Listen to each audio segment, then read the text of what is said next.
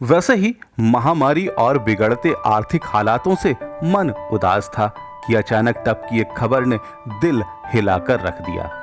मनूस खबर थी, लौट रहे 14 मजदूरों की ट्रेन की चपेट में आने से मौत हो गई, तो अन्य कुछ मजदूर जीवन मरण के बीच झूल रहे हैं।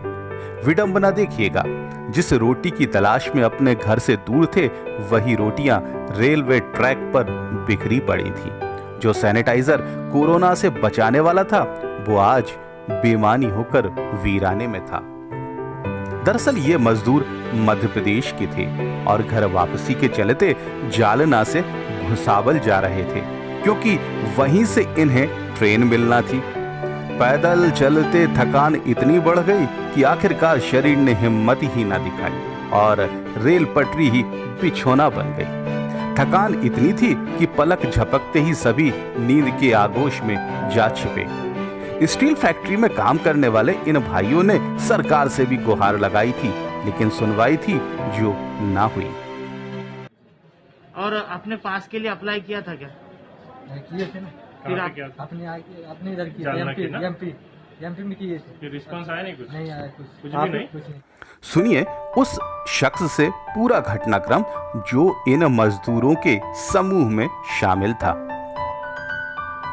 एसआरजी कंपनी से ड्यूटी करते थे हम लोग।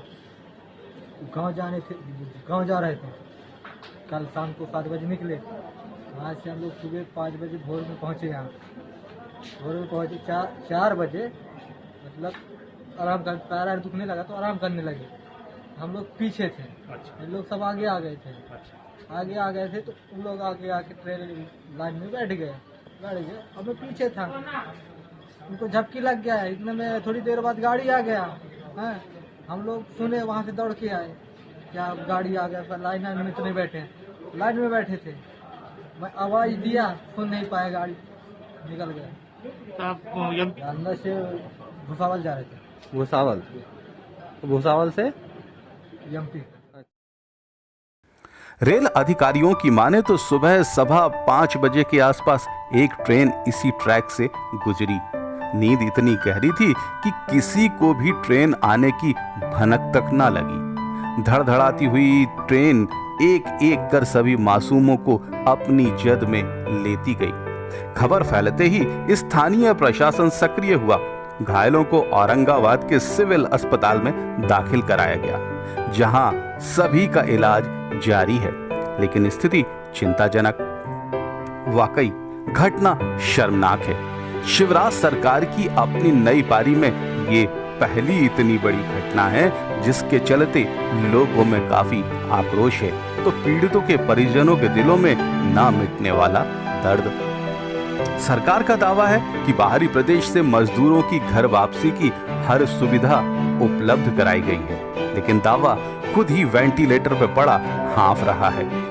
घटना की सूचना के बाद मुख्यमंत्री ने ट्वीट दागकर अपनी जिम्मेदारी पूरी कर ली, तो सरकार में नंबर 2 की पोजीशन पर विराजमान मंत्री नरोत्तम मिश्रा ने मीडिया के सामने आकर कुछ शब्द दुख के बोले और फिर से बड़े बड़े दावे ठोकना शुरू कर दिए।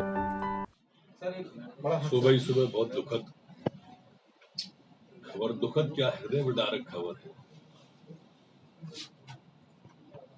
मन आहत हुआ, द्रवित हुआ।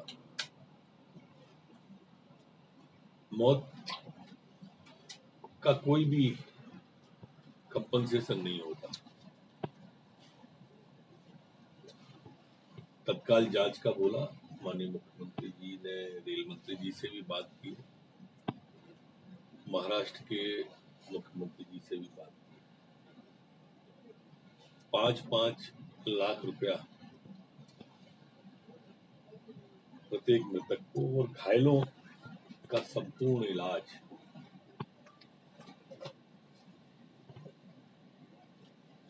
सरकार करेगी, सरकार वहन करेगी।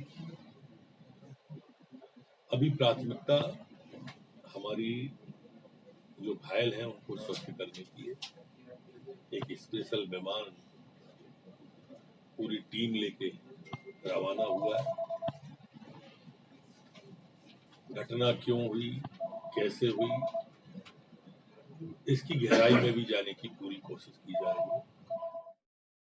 लीजिए, सरकार ने मृतकों के परिजनों को 5-5 लाख का मुआवजा देने का ऐलान कर दिया। जांच भी होगी।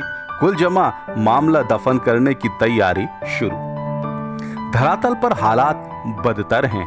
आश्चर्य तो यह है कि जिन वरिष्ठ अफसरों का फोन नंबर जारी करके उन्हें घर वापसी कर रहे मजदूरों की मदद की जिम्मेदारी दी गई थी, उन अफसर ने मदद तो बहुत दूर फोन तक उठाना मुनासिब न समझा। रोजगार से हाथ धोने के बाद सैकड़ों की तादाद में मजदूर घर लौटने के लिए मदद की गुहार लगा लगा कर हार चुके। तो क्या करते? अब पैदल ही चल पड़े। आश्चर्य है ना, जब ये मजदूर जीवित थे और मदद की आस लगाए थे, तब किसी ने एक नजर भी ना देखा और अब सरकारी विमान लाशों की सेवा में खड़ा कर दिया गया। दरअसल खुद सरकार ही अव्यवस्थित है। समझ से बाहर कि आखिरकार स्थिति को नियंत्रित कैसे किया जाए। मुद्दा है तो विपक्ष भी मुखर। साथ ही आज मध्य प्रदेश सरकार दावा करती है कि देश भर में लाखों मजदूरों को 1-1 हजार रुपए भेजे गए हैं, भोजन भेजे गए हैं। फिर ये इस तरह की विसंगति क्यों दिखाई दे रही है? क्यों मजदूर परेशान हो रहे थे मध्य प्रदेश के? इसलिए मध्य प्रदेश सरकार भी केवल और केवल खाना पूर्ति कर रही है। ये मजदूरों की मौत पूरी तरह व्यवस्था जिम्मेदार है। ये बेहद दुखद घटना है जो नहीं होना चाहिए थी।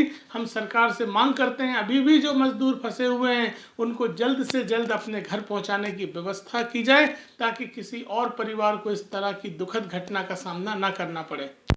सियासी गुणाभाग के चलते मुख्यमंत्री अपना मंत्रिमंडल विस्तार करने से परहेज कर रहे हैं। यही वजह है कि मुख्यमंत्री सहित अन्य 5 मंत्री के कांधों पर प्रदेश का भार है। महामारी नियंत्रण, बिगड़ते आर्थिक हालात के साथ कई और बड़ी जिम्मेदारी सरकार के सामने है, लेकिन व्यवस्थित योजना एवं उस पर अमल करना बूते से बाहर हो चला है। जिसने भी इस हृदय विदारक घटना को सुना सन्न रह गया।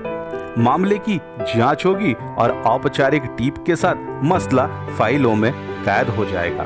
लेकिन साहब, उन मजदूरों की आत्मा को तभी शांति मिलेगी जब वो इस घटना के लिए मुकम्मल रूप से जिम्मेदारों का स्याह पक्ष सामने आएगा।